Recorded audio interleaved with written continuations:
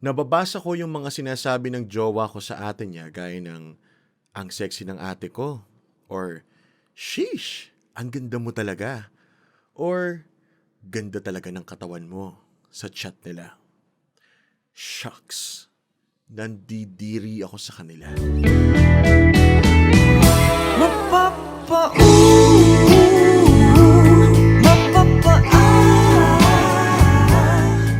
Magandang araw po sa iyo, Kuya Dan, at sa lahat ng suki mo na talagang tagapanood at isa na po ako doon.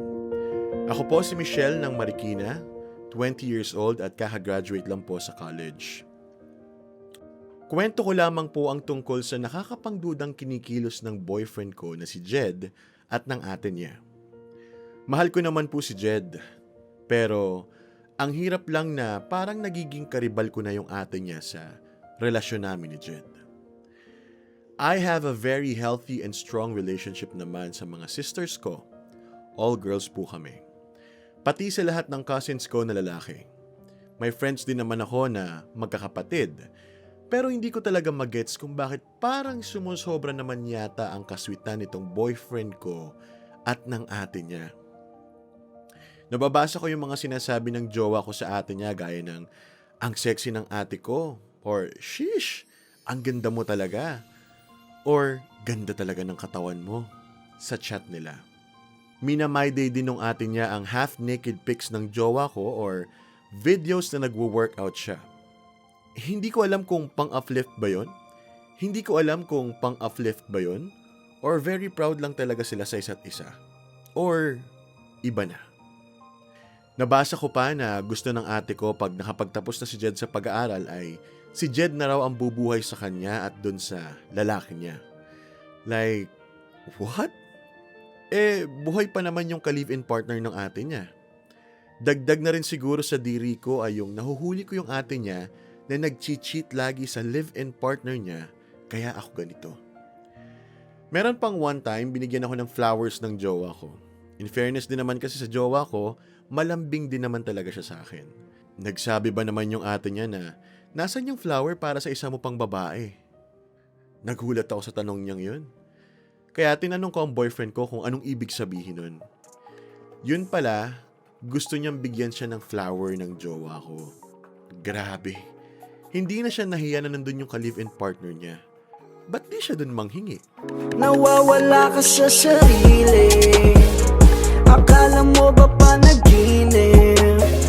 Grabe lumilipad ang feeling. Kasi di ka nag-behave, baby di ka nag-behave. Good girl pero meron ng tama. Sasama gusto pa umaga. Dun daw sa walang kakilala. Kasi di ka nag-behave, baby di ka nag-behave. Baby di ka nag-behave. Hindi ko alam kung overprotective si ate niya or ayaw niya sa akin. Ang ate ni Jed kasi ang nagpapaaral sa kanya at sumusuporta financially. Hindi naman po kasi sila mayaman at dalawa na lamang silang magkatuwang sa buhay. Yung bahay na tinitirhan nila ngayon ng ate niya at pamilya ng ate niya ay ang kaisa-isang naipundar ng parents nila noon. Naging sweet lamang yung ate niya sa akin nung nalaman na may kaya ang pamilya ko. May nakapag-chismis daw sa ate, sabi ng jowa ko. One time, sinama ko si Jed sa beach trip namin ng pamilya ko at nag-take ng bikini couple photos. Nung nakita ng ate niya, gusto rin daw niyang pumunta sa same resort at mag-picture ng kagaya ng pictures namin ng boyfriend ko. Isasama naman daw niya ako. Baka siguro dahil nalaman niyang ako yung nagbayad ng trip na yon. As in lahat, kaya gusto akong isama.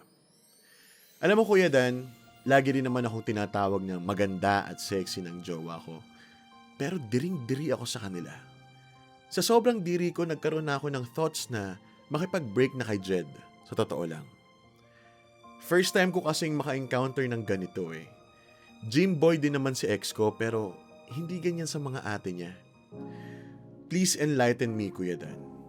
Tama lang ba na pagdudahan ko silang magkapatid dahil sa tingin ko ay hindi na normal ang kinikilos nila or masyado ko lang binibigyan ng maling kahulugan ang sweetness nilang dalawa?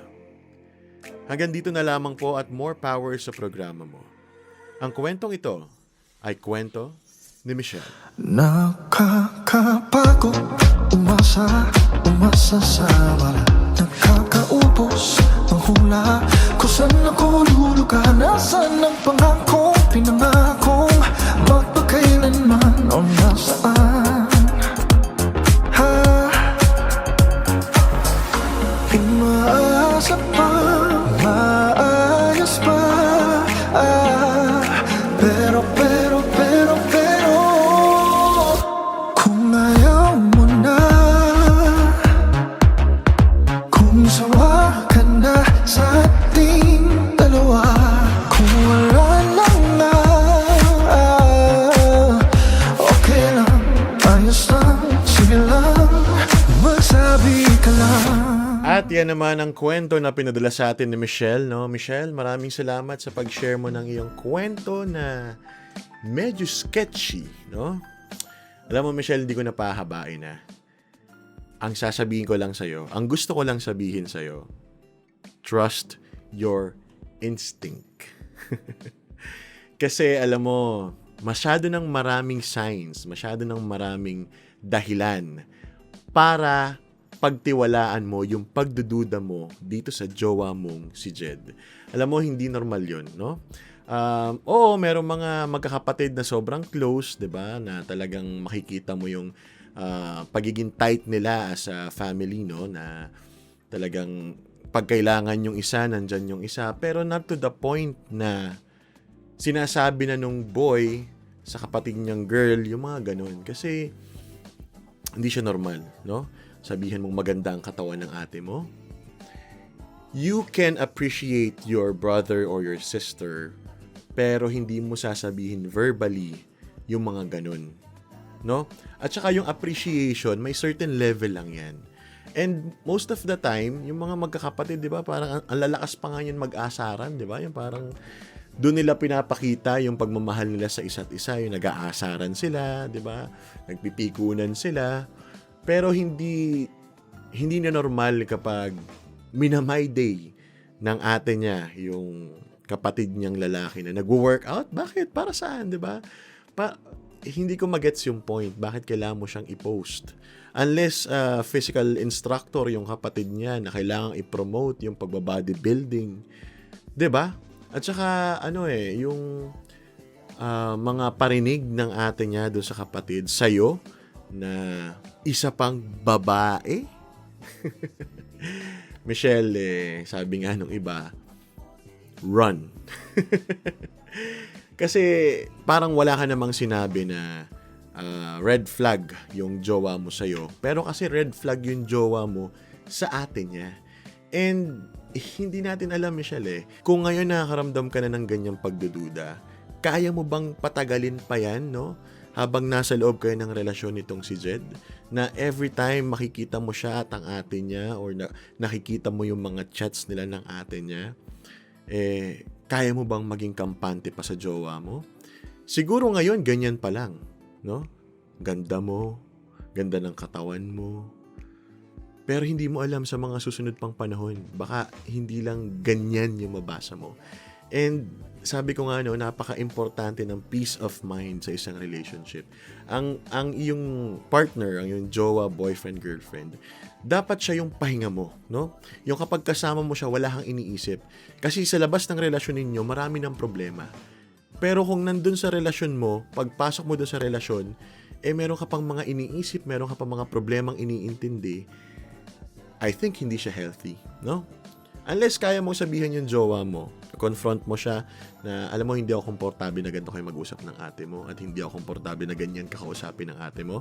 Try mo yon. Ngayon, kapag umokay yon, gumana siya, no, nagbago yung treatment nila sa isa't isa, maaari, bigyan mo siya ng chance. Lalo na kung sabi mo, sweet naman din talaga yung boyfriend mo. Pero kapag hindi nagbago, pag wala ka napansing pagbabago sa kinikilos nilang dalawa, trust your guts, no? Your instinct. Kasi most of the time, sabi nga sa pag-aaral, ito, sinearch ko pa, na yung mga gut feeling, kapag nagtiwala tayo sa nararamdaman natin, mas madalas tama yung desisyon na gagawin natin kaysa sa, alam mo yun, magdidesisyon ka na lang na wala kang kutob. So kapag meron kang kutob na naramdaman at meron kang gustong gawing desisyon, most likely ay tama yung gagawin mong desisyon. So yeah, alam ko at this point, Michelle, meron ka naman ng desisyong binubuo sa isip mo. Pero again, suggestion ko is try mong sabihin sa kanya, sabihin mo yung nararamdaman mo, no? And then, tingnan mo kung may magbabago. Kapag walang nagbago, again, run. Maraming salamat ha, Michelle, sa pagsulat mo dito sa aming programa. At sa lahat po ng gusto rin mag-share ng kanilang mga kwento at makakwentuhan tayo ng kahit konti lamang, no? Meron ako kahit papaano maipayo sa inyong mga problema sa buhay. Magpadala lamang po kayo ng inyong mensahe, ng inyong kwento sa aking Facebook page, Dan Capucion, o kaya sa aking TikTok account at Dadanthology. Okay? Hihintayin ko yan ha, at sana makakwentuhan din kita. Until then, kwentong masaya, may kilig, may drama. Kung kailangan mo na masasandalan, kwento mo kay Dan. Bye!